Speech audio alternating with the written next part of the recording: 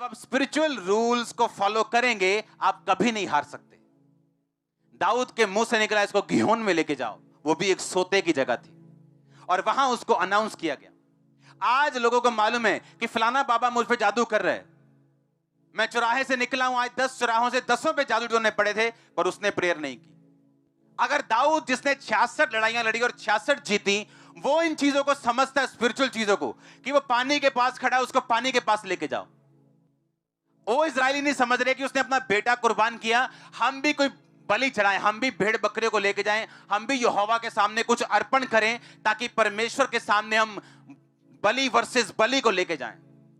आप अगर सोचते हैं कि सब कुछ परमेश्वर ने करना है, इसीलिए आपकी सिचुएशंस बदलती नहीं, क्योंकि आप परमेश्वर की ओर देख रहे हो और परमेश्वर आपकी ओर देख रहा है कि तुझे कब समझ आएगी कि सिचुएशंस बदलना, परिस्थितियां बदलना तेरे हक में है, तेरे अधिकार में, मेरे नहीं।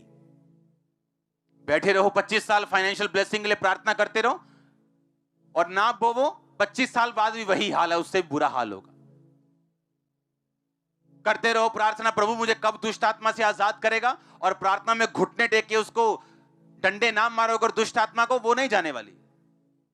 अंगीकार करना पड़ेगा, प्रेयर करनी पड़ेगी, फाइट करनी पड़ेगी। दाऊद राजा, देखो राजा की कुर्सी पे बैठे, कोई ये नहीं कि कर्मचारी है, राजा खुद कुर्सी पे बैठे और फिर भी कह रहा है कि अगर वो लड़ना चाहता है पानी के पास तो मैं उसको पानी के पास भेजूंगा। पावर होने के बावजूद, अथॉरिटी होने के बावजूद फाइट्स के रूल्स को वो फॉलो कर रहा है जो स्पिरिचुअल है। हालेलुया। बाइबल कहती इजरायली लोग जब लड़ने लगे तो हारने लगे, तो मूसा कहता है चलो ऊपर चल के मैं प्रार्थना करता हूं, और 2 जने उसके हाथ को पकड़ते हैं, और लिखा जब हाथ मूसा का ऊपर रहता है इजरायली जीतते हैं, जैसे ही हाथ नीचे आता है इजरायली हारते हैं। ये क्या रूल नहीं है? क्या रूल नहीं है? वही परमेश्वर है, वही इजरायली है, वही उसके दास हैं, वही परमेश्वर का वायदा है, वही भविष्यवाणी है, पर जैसे ही हाथ नीचे आते हैं हारना शुरू करते हैं। हालेलुया। समझ आ रही है कि नहीं? वही इजरायली है कि नहीं? वायदा वही था कि नहीं, मैं तुम्हें कनान में लेके जाऊंगा, था कि नहीं? वही मूसा खड़ा है खुदा का दास के नहीं खड़ा? वही आत्मा के लोग खड़े हैं कि नहीं खड़े? लड़ाई चल रही है कि नहीं चल रही? पर जैसे ही हाथ नीचे आते हैं सारे वायदे गायब हो जाते हैं, क्योंकि खुदा ने तो वायदा कर दिया, लेकिन उस वायदे की डेट, आपका बीज, आपका वर्ड, आपकी डेडिकेशन, आपकी प्रेयर, आपकी होलीनेस उसको डेट देती है। वैसे ही परमेश्वर कहता है हां मैं तुझे ब्लेस करूंगा, लेकिन कब करेगा? 2021 में कि 2061 में?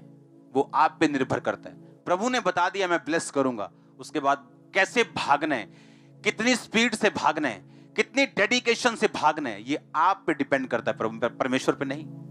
आपकी ब्लेसिंग किस पे निर्भर करती है? आप लोगों के ऊपर। आपको घुटनों पे आना पड़ेगा अगर जीतना चाहते हो। आमीन। आपको प्रार्थना में रहना पड़ेगा, फुल नाइट, कुछ टाइम निकालो, full night prayer. Dawood follow कर रहा है स्पिरिचुअल रूल्स, उसको मालूम है बीज वर्सेस बीज है, प्रार्थना वर्सेस प्रार्थना है, नाइट वर्सेस नाइट है। उसे मालूम है कि शैतान के साथ कैसे लड़ना है। ऐसे ही थोड़ी कोई बैठा है 66 लड़ाइयां लड़के, एक देश एक लड़ाई लड़ ले उसकी इकोनॉमी 10 साल ऊपर नहीं आती।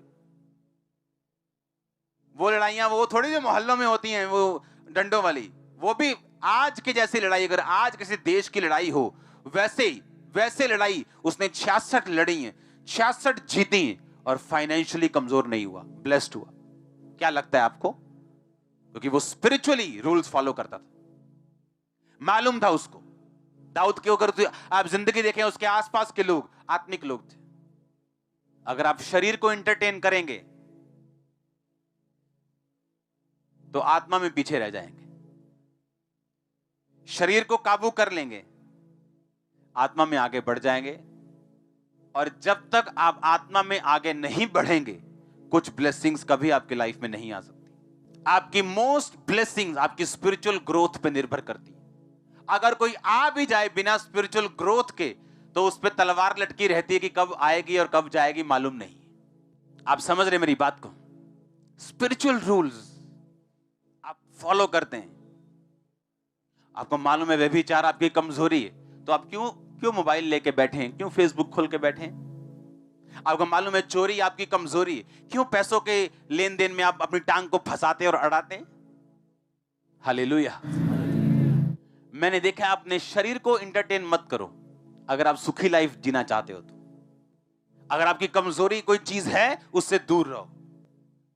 क्या आपको मालूम नहीं क्यों शैतान स्ट्रेटजी बना के दूर करना चाहता है आपको कई चीजों से, खासकर जहां से आपकी स्पिरिचुअल उन्नति हो, क्योंकि वो वहां पे अटैक नहीं कर सकता। उसको आपकी पोजीशन, आपकी सिचुएशन चेंज करनी पड़ेगी अगर वो आप पे अटैक करना चाहता है तो।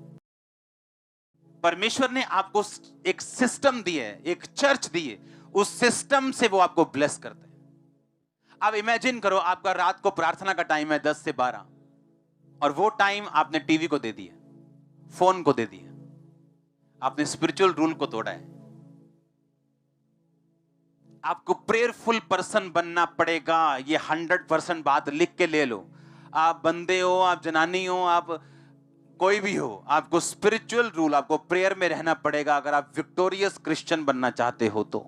हालेलुया।